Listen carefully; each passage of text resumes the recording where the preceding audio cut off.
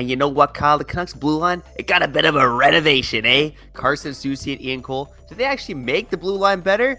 We're going to talk about that next. It's Beggsy and it's Bowen, and you're listening to Locked On Canucks.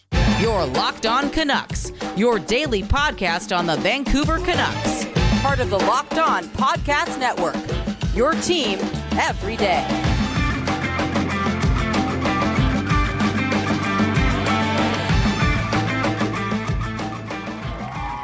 Hello, and welcome to another episode of Locked On Canucks. My name is Trevor Beggs, Canucks writer and credentialed media member for Daily Hive Vancouver.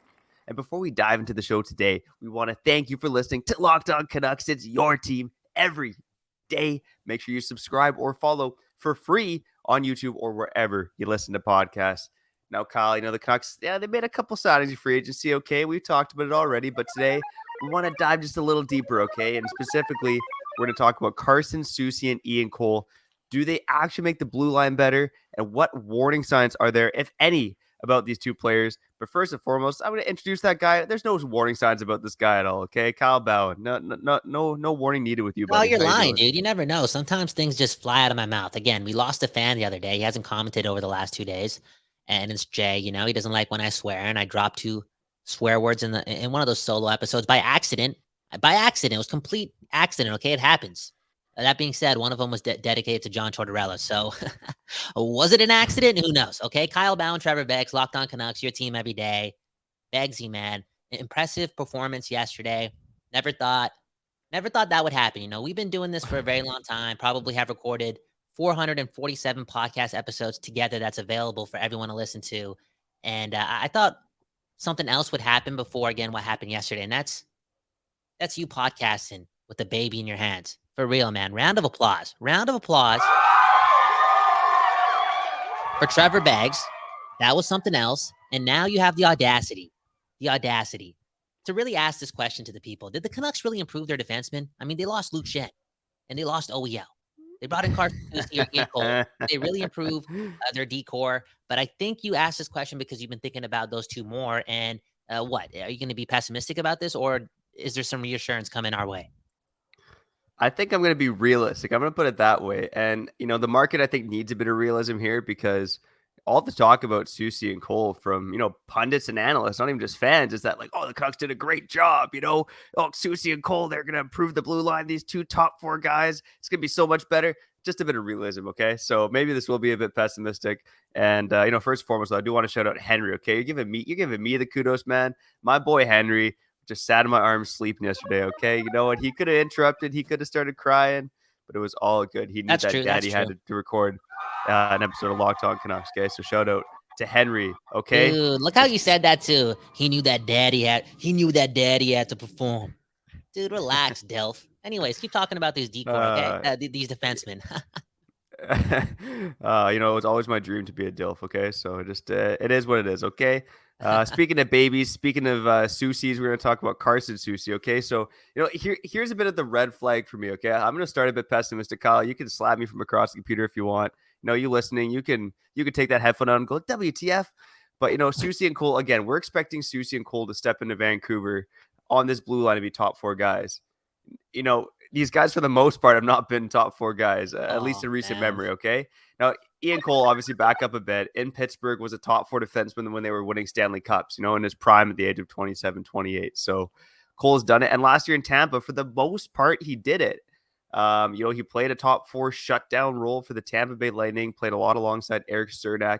They faced tough competition. They did a good job. So even when I was, you know, digging into Cole originally, I was pretty impressed with what he did last season with Tampa. You know, top penalty killer, played a shutdown role at even strength. Lots to like there, right?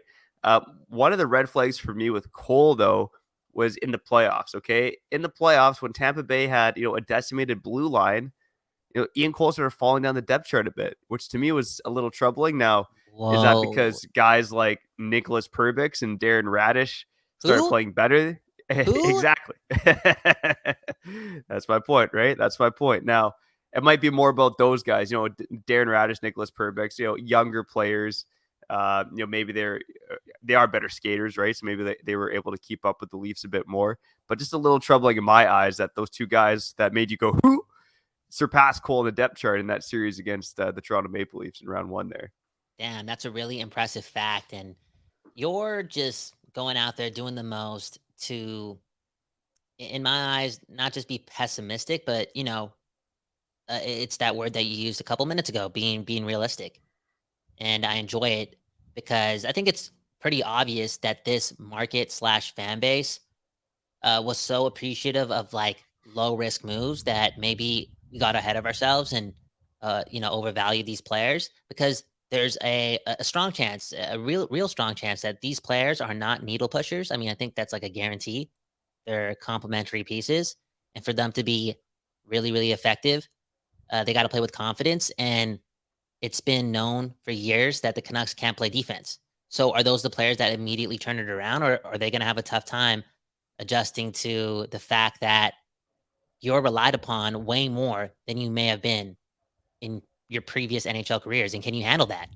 Can you handle that? And that comes down to the coaching as well, motivating these guys and but what's the word? Leading these guys and instilling like this belief within them that they can play bigger roles. And I think Cole, he might be playing with Quinn Hughes. I think that's what we're hearing. He might be playing with Quinn Hughes. And I think there's a lot of comfort in that. And I think that he'll be able to handle that. But just for Soucy, Soucy is walking into like, yo, we're kind of expecting you to be a top 4 defenseman, not a number 5, not a really good number 5. We're expecting you to be a top 4 D-man.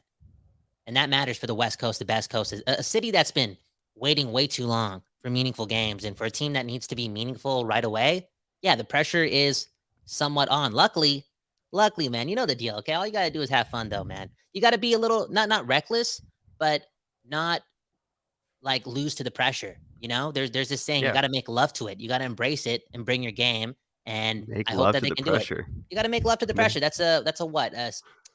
All the smoke. Steven Jackson. He said that, or somebody said. Oh, okay. Yeah. Somebody said you got to make love to the pressure. Oh, Jamie Foxx. He was like, yo, you gotta make love to the pressure. And I hope that Soucy can handle that. I'm less worried about Cole. He's a vet. He's been there. He's been around some confidence as well. He probably has a little bit of swagger, and he gets to be plugged in most likely with Quinn Hughes. I think the transition will be a little bit easier for him.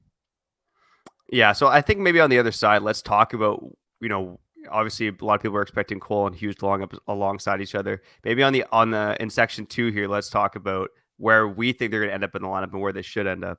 I do want to kind of rip through my notes here first just to wrap up segment 1. And, with Ian Cole, again, lots to like about him. As I mentioned, some red flags with him, falling down the depth chart a bit in Tampa. The other thing about Ian Cole, he's also going to be 35 in February, right? Dude, you're going to be 30 next month. Relax. You're going to be 35 in 4 days. Next month, 5 days. Yeah, 5 days, exactly. So, you know what I'm saying? You're going to be 35 very soon, too. So you should watch your mouth, okay?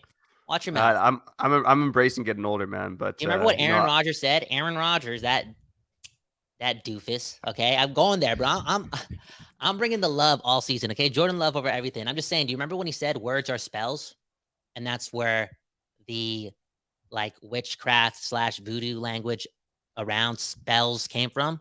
So you better be careful. Okay, 35. Come on, man. You're turning 35 next week, man. Relax, Mr. Back Pain. Yeah, no pain, no gain is what they say. Erectile dysfunction is happening. Anyways, more on Ian Cole.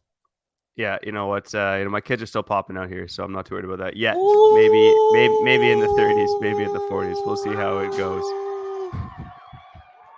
Thank you very much. Thank you. Okay, Ian Cole. Hey, nothing wrong with erectile dysfunction. Okay, it happens to a lot of adults, so no need to feel shame. It's all good, very common. Anyways, good. Carson Soucy. Okay, back to the topic at hand here. Carson Soucy again. He was the number 6 defenseman in Seattle. He was passing the depth chart by Will Borgen. I brought this up in June. Every dayers, they know this, okay? And he even talked about last season not really feeling like he was at his best, and then playing better in the playoffs. And he was a +6 in 14 games. He did have that massive hit on Mason Marchment of the Dallas Stars. If you haven't seen it, go watch it on YouTube. Like it hurts to watch. So, Soucy, I think, is going to be a fan favorite in Vancouver as long as he doesn't make the glaring errors. And from some of the tape I've watched on Cole and Soucy since they've been signed, they don't tend to make a lot of those glaring errors. Good. And Harmon Dow kind of broke that down in The Athletic as well, specifically about Carson Soucy. So, You know, That's the other huge. red flag, yeah, I agree. The other red flag I'm going to point out about Soucy though is he's just always faced weak competition. You know, for metrics that track quality of competition, this guy's mainly been in a third pairing role playing against weak competition. Okay, he hasn't done it like Ian Cole has against tough competition in the NHL. You know, and I think there's a way to mitigate that, which I do want to talk about a bit on the other side here. Maybe Hmm. before we cut to break or come in, I'll ask you quickly, which of these signings did you like more, the Soucy signing or the Cole signing? Oh, great question. Great question. And I hate not to give you an answer, but I don't have an answer. They're so in the same category. I know they signed different deals when it comes to length and money, but I'm telling you, it's so the same. So I don't want to lie to the people and give them an answer. Trevor Beggs, Kyle Bauman, Locked On Canucks. We're going to talk more about these two and the decor. And I want to talk about the SBs as well, just for a bit. 30 seconds, 40 seconds. It's the summer, baby, okay? Locked On Canucks, your team every day. Beggsy, who we shouting out here?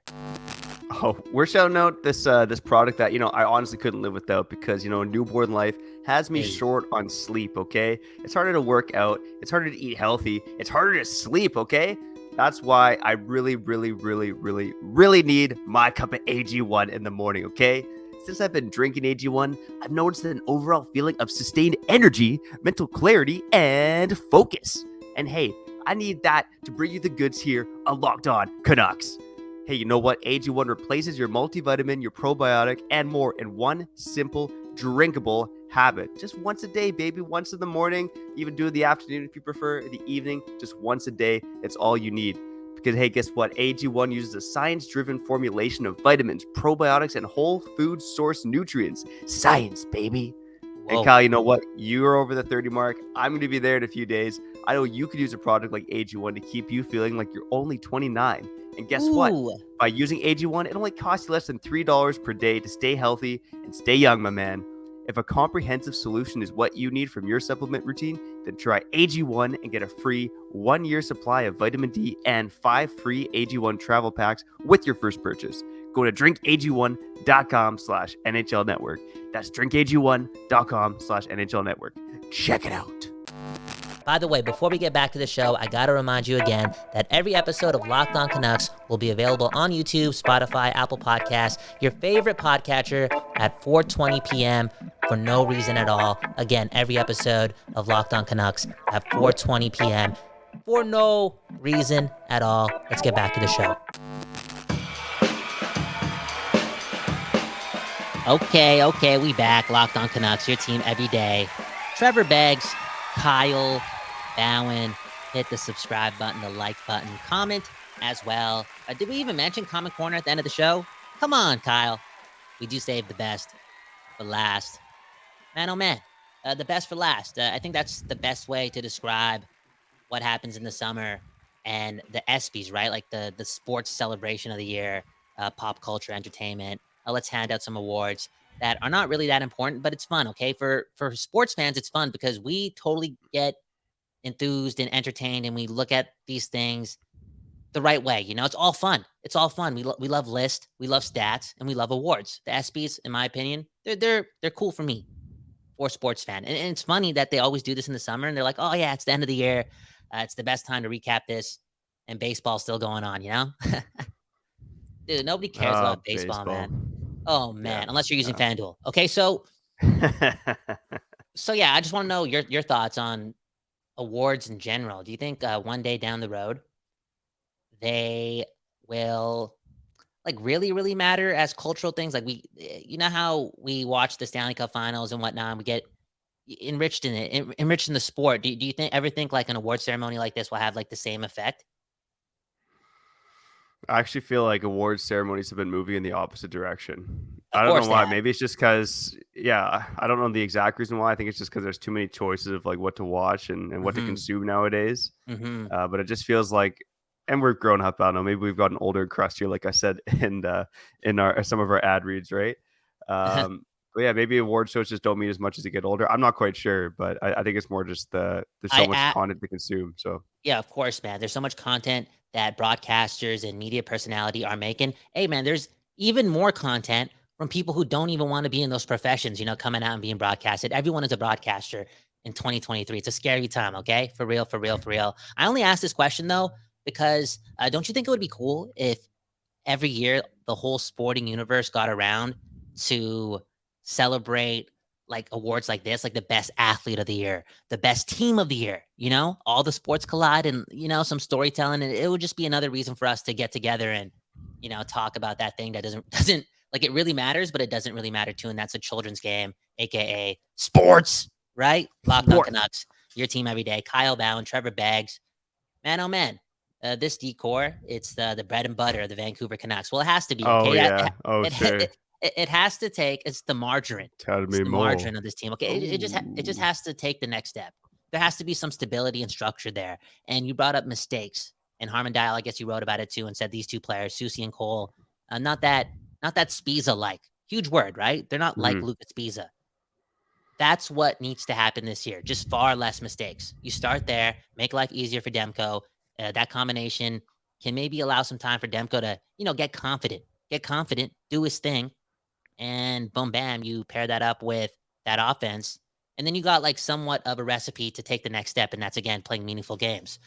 Mistake-free hockey. That's the most important thing for this decor, right? Yeah. And you know what? Here's the reason why, I think the question off the top today was, will Soucy and Cole improve the defense? I think the answer is unequivocally yes. But how much will they improve the defense? That waits to be seen because there's risk with both players. And that's really the main thing I wanted to point out today, right? You got Cole's age. Soucy's never played in a top 4 role. And, I do want to kind of give our takes quickly on, where we want them to slot in the lineup. But one thing I'll say before that is I think most people don't realize that Carson Soucy and Ian Cole actually played a whole season together on the same pairing for the Minnesota Wild. What? Why did anyone come on? Dude, you're the smartest guy in the world, dude. What the heck? Yeah, I found out about that just doing some digging in the numbers on Soucy and Cole, but what season was it? I don't have that in front of me. I think it was 2019-20, the season that Soucy and Cole both played in Minnesota. Soucy had 669 even strength minutes that season, and he spent 552 of them playing with Ian Cole. Wow. So I mean, that was a huge sample size. They basically were stapled together on the Wild's bottom pair for the entire season. So on the surface, really good defensive results. The Wild outscored the opposition 33-16 when Soucy and Cole were on the ice. If you dive a little deeper, the picture's a little less rosy. Like they got outpossessed when they were on the ice, but that mainly has to do with the fact that they actually, when Cole and Soucy were on the ice, the opposition didn't get a lot of chances, but the Wild created zero offense with Soucy and Cole on the ice. Because those guys aren't the most offensively prolific players, right? They're not the best puck movers in the world. They're just good, solid, sturdy defensemen. So I guess this question is twofold. How do you see the Canucks shaking out their decor next year, or what pairings do you want to see? And is there a chance you could see Soucy and Cole paired together? I don't think so. Yeah, neither do I. I think you got to lean into your strengths, and as much as you can see that being a duo, just so you can maybe split apart Hronek and Hughes, which is the obvious, and kind of have more quote unquote balance. But again, you got to lean on your strengths, and the Canucks have that as their strength. Their offense.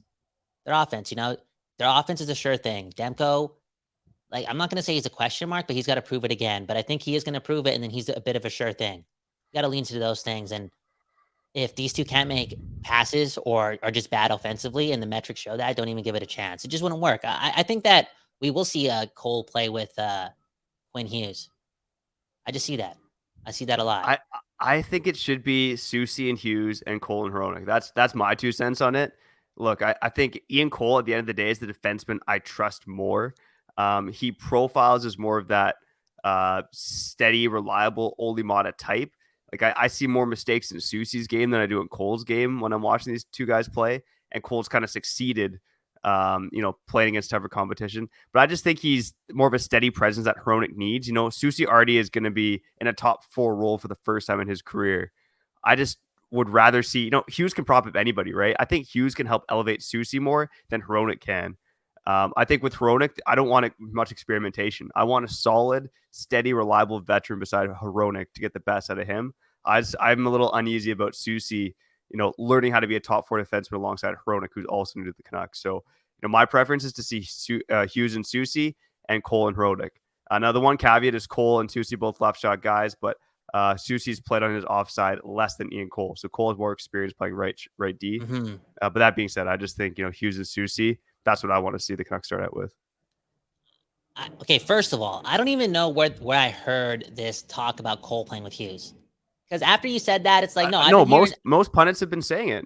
Most interviews I hear have been saying Cole and Hughes. Because you just said the Soucy and Hughes thing, and I'm like, isn't that what I've been hearing? But I know what I've been believing is having Ian Cole play with Quinn Hughes, just because he's the veteran. I feel as if he'll be able to handle we talked about it, right? The pressure just a little bit better, just because he's been around, been familiar with Talkit. Maybe there's like less intimidation there, new team, blah, blah, blah. And then I also want Soucy to become the better player, be the better player. And I'm kind of confident in that he is. And that may just make Hronek's transition a little bit better. Dude, okay, how do we do this?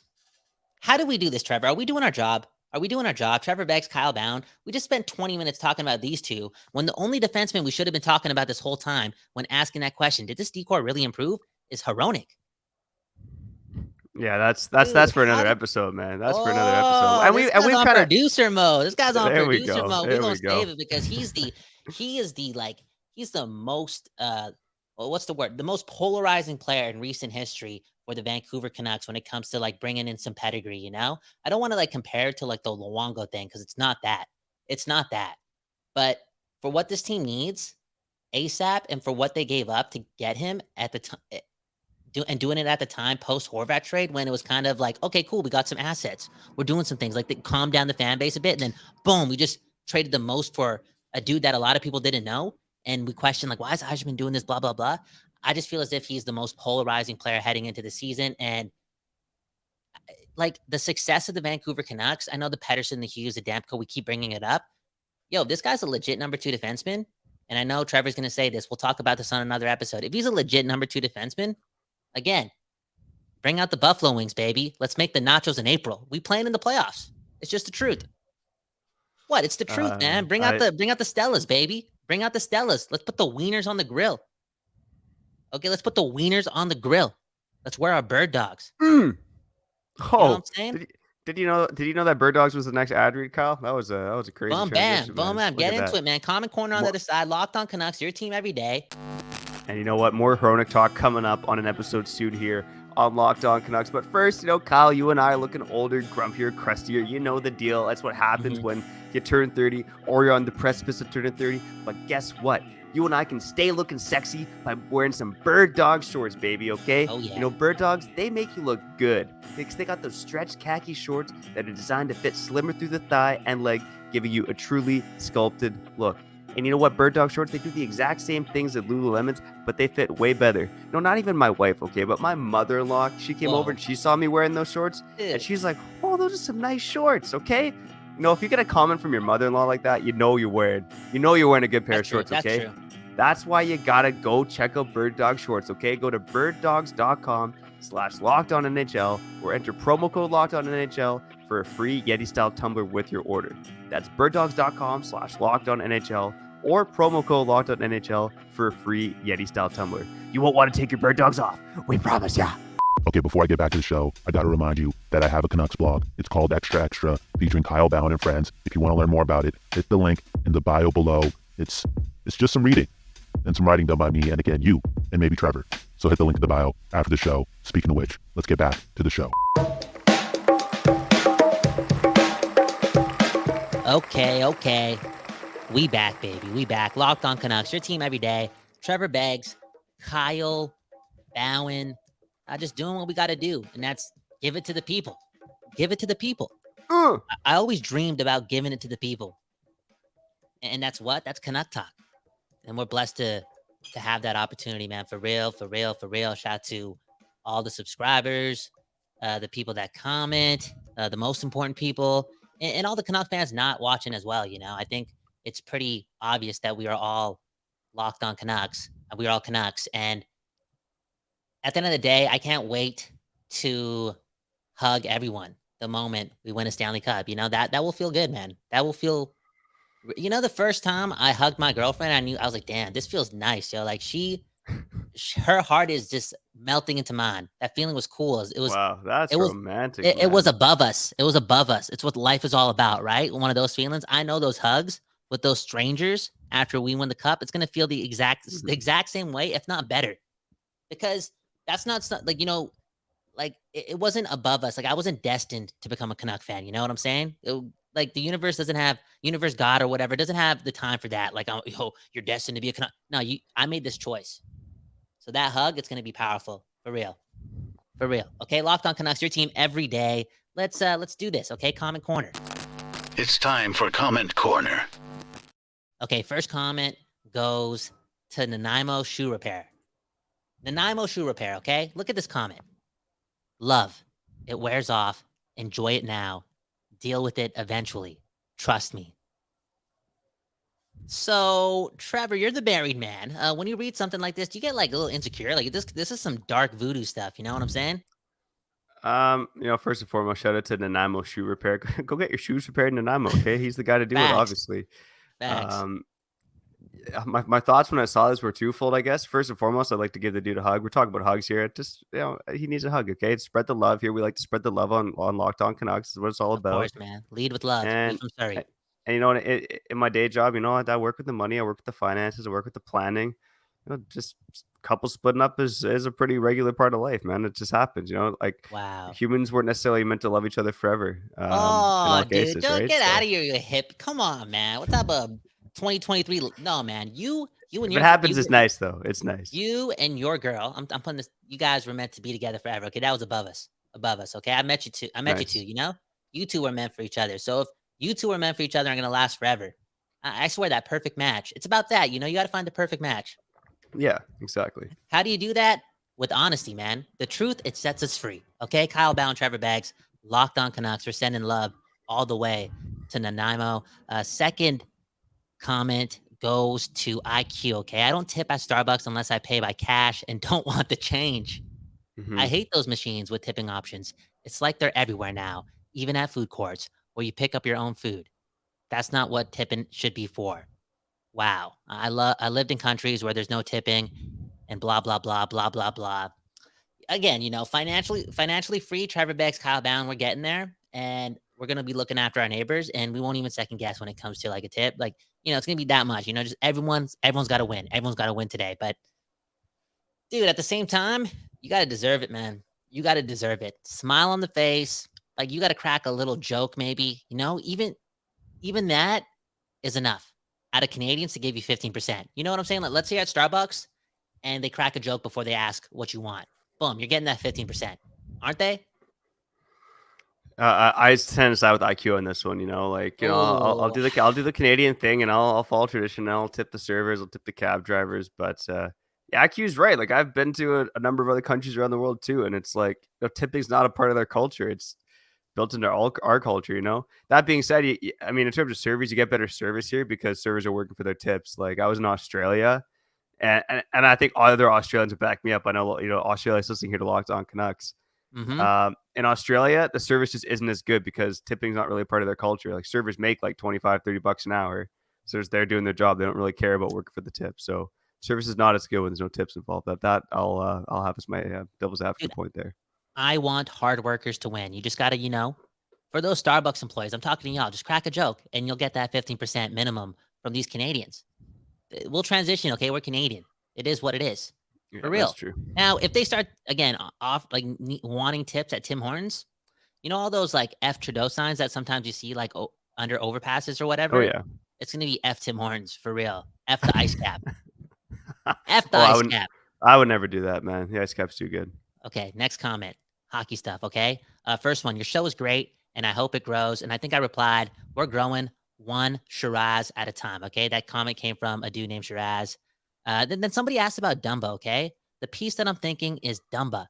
As long as management can move enough cap space and sign him to the right contract, guys like that don't come around often, and we can get him for quote-unquote free. You brought up that free agent list yesterday. We did do an episode on that, okay? Let's play the music and talk about the fact that, again, Locked On Canucks, your team every day, and one of those every days is yesterday, okay? Boom. We talked about it. Free agent frenzy again. Beggsy went down the list. He spent the Canucks money. He made some money happen.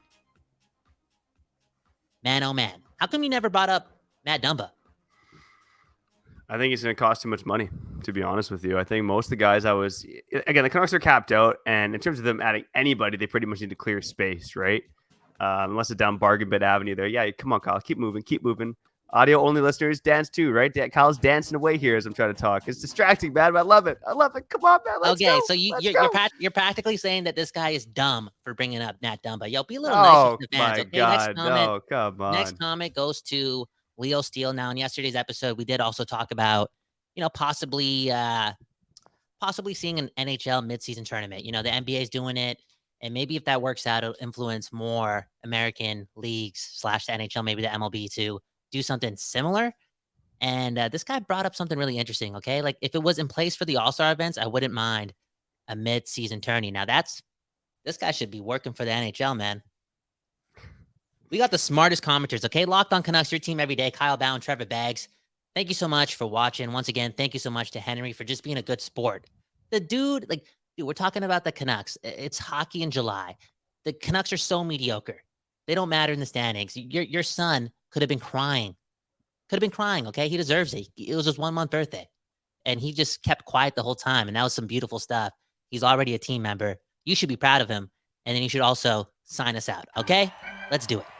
I'm damn proud of my son Henry, and I'm damn proud of you for listening to this episode of Locked On Canucks, okay? Whether you're an everydayer, an occasional listener, or if it's your first time listening, we love you, and we appreciate you for tuning in here. What we do want to do coming up here at Locked On Canucks, I want to dive into Teddy Bluger a bit, because we did cover Cole and Soucy today, and I also want to start projecting the Canucks lineup for next season. Oh, and we teased it mid-show, but we're going to talk about Philip Hronek as well, the big X factor on the Canucks next season. But for now, I'm Trevor Beggs, that guy's Cal Bauer, and you've been listening to Locked On Canucks.